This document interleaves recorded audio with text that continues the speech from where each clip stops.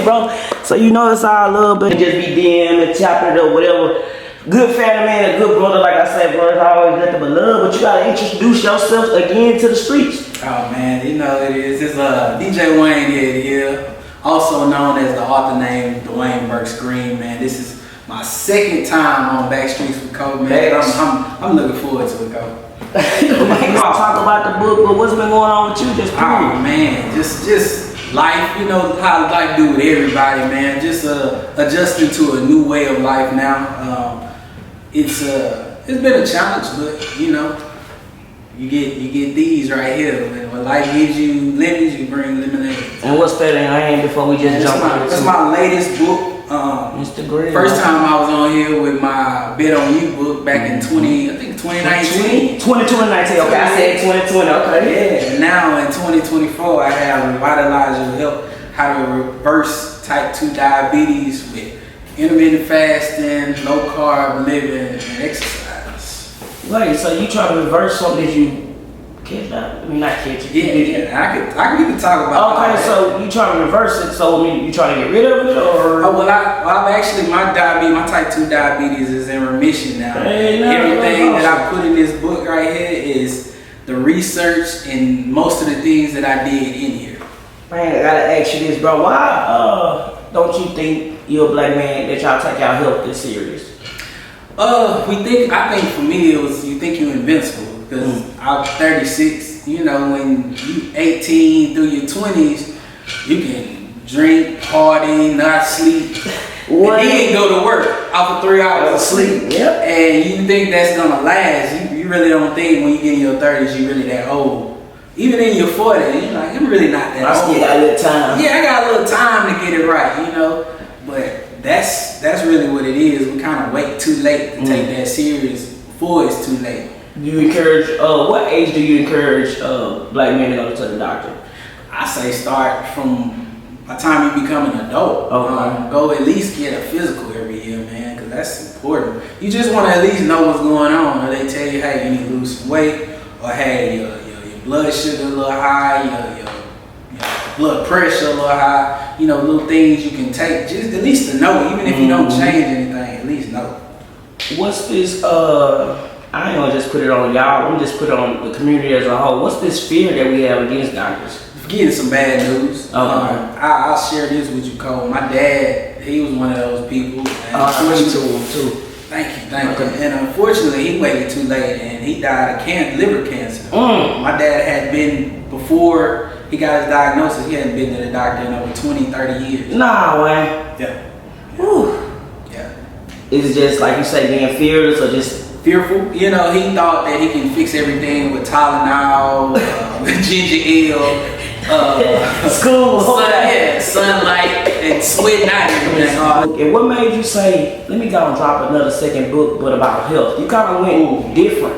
Yeah, well, I gotta tell you the story what happened to me, Cole, and it can lead into a why I wrote the book.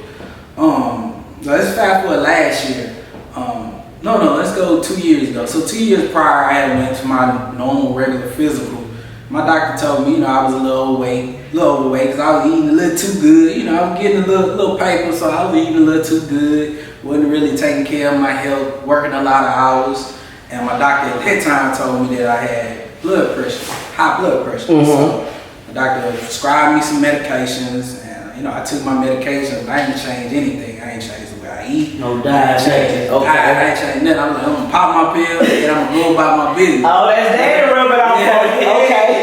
And so, you know, fast forward last year around this time in April, I had got this new gig where I was working in a refinery. And so I'm working long 12-hour shifts, 50 drinks a day. When I get on shift, I'm drinking an energy drink. When I get off shift, I'm drinking an energy drink. So I'm crashing, for real. Not good for our body, bro. Not at all. So one day I'm on shift, Coach, and I started feeling real funny. And then all of a sudden, my heart started beating fast. My face got numb. I got disoriented. And then so they took me to, you know, the hospital on campus at the job. Okay. They said my blood pressure was something like 180 something over 100. And they was like, my heart was irregular. So So then they took me to a few more doctors. They took me to another clinic, and they said the same thing. And then that led them to take me to the hospital, Memorial Hermann, in which, So I followed up with my cardiologist, and he put me on a heart monitor. Literally, I had my phone and a patch on my chest, and I had to wear it for 7 days, and it'll show my doctor if anything's going on with my heart. And something that I would like to tell people, like, if you have sleep apnea, go get that checked out. That was one of the signs. What is sleep apnea? Sleep apnea is when you stop breathing in your sleep. Okay. Yeah, and that affects you. That affects like your chemistry too, as far as your blood pressure and all that. And sometimes you can lose oxygen to your brain. So you really need to get that checked out. People out there, man, shit. So we get educated today. Fuck all that rap shit, bro. We get educated though. Yeah. For real. And so my cardiologist, after he did the test, he said, well, your heart seems to be doing okay, but I think you need to do something else.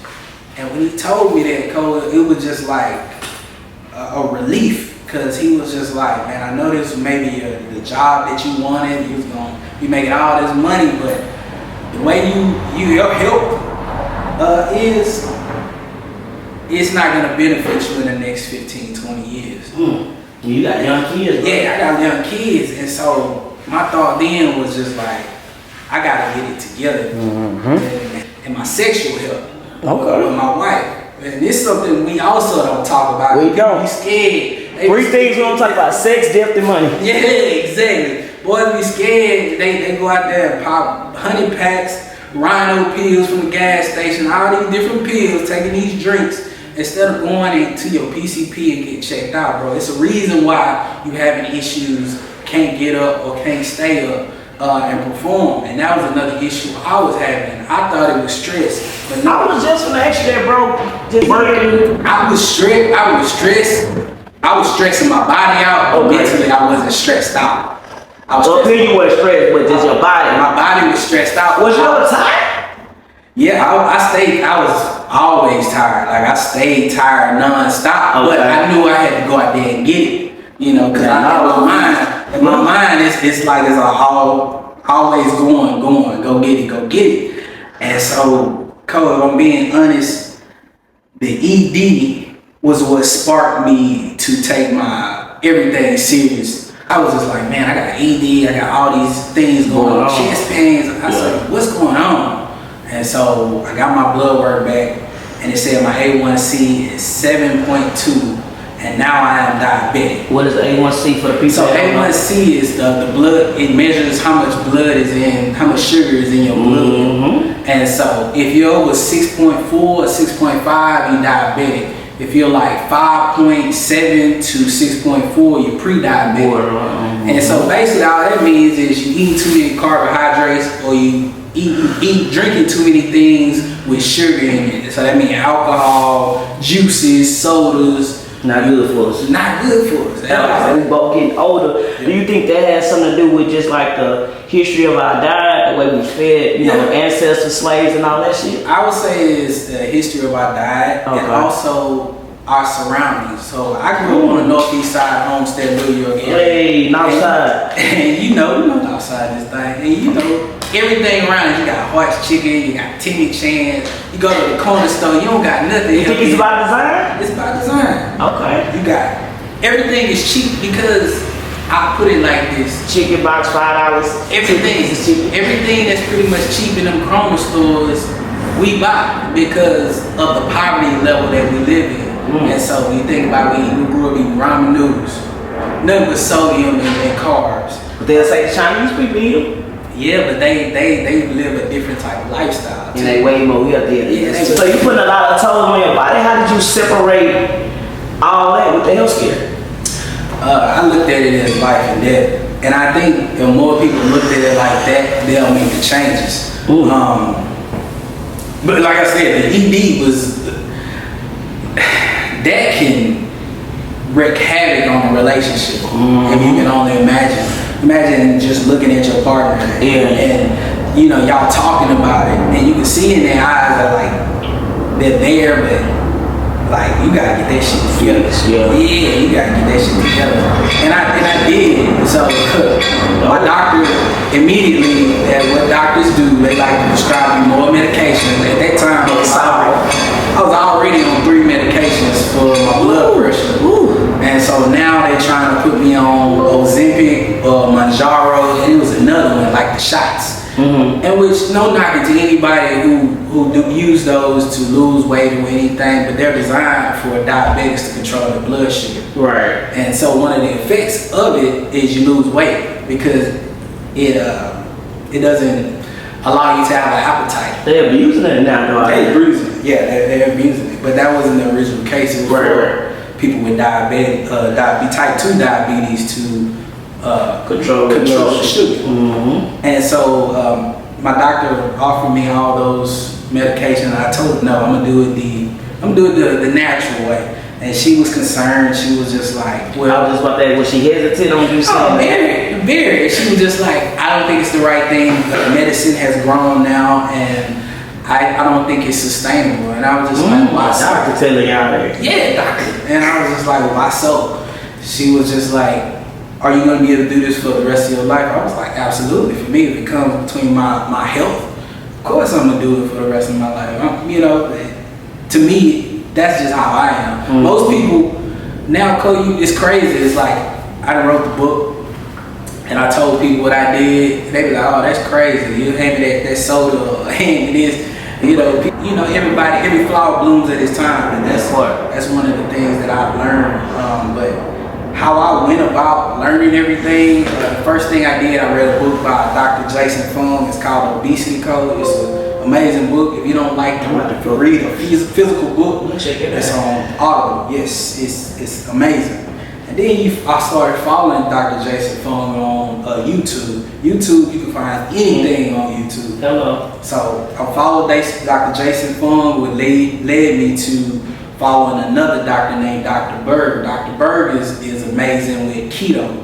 I know keto became a fad back then, but keto is really, really good way to start on this journey. And then it also led me to another page called Beat Diabetes, in which I did an interview with Beat Diabetes with Dennis Pollard. And you can catch that. I'll send you the link. I researched all that and I wrote it down in my journal. And I came up with a game plan. And so I eliminated all carbohydrates. That means grains. That means all sugars. Bread, all the pasta, stuff like that. Fruit is another thing that when it's uncontrolled, it spikes your blood sugar. Let's say that's what we should be eating. Yeah, but you gotta get your blood sugar under control. In order for it to not spike your blood sugar. The issue with diabetes is controlling your glucose spikes. Every time you eat, depending on what you eat, it's gonna spike your glucose. So let's just say you eat 6 times a day, like they say you should, which I don't do, but you should eat 6 times? That's what they were saying, eat breakfast, snack, lunch, snack, and then dinner. If you're moving around, just period. That's what they claim, just period. I try not to eat nothing after 11, to be honest. I do breakfast, but not like on bacon, eggs, pancakes, and stuff like that. But I gotta start picking up what I eat. No, but don't do this. I'm telling you, now I'm not a doctor, so don't come on here and say, don't quote it. Yeah, Waynehead said, this is just me what worked for me. Right. Because every time you eat, your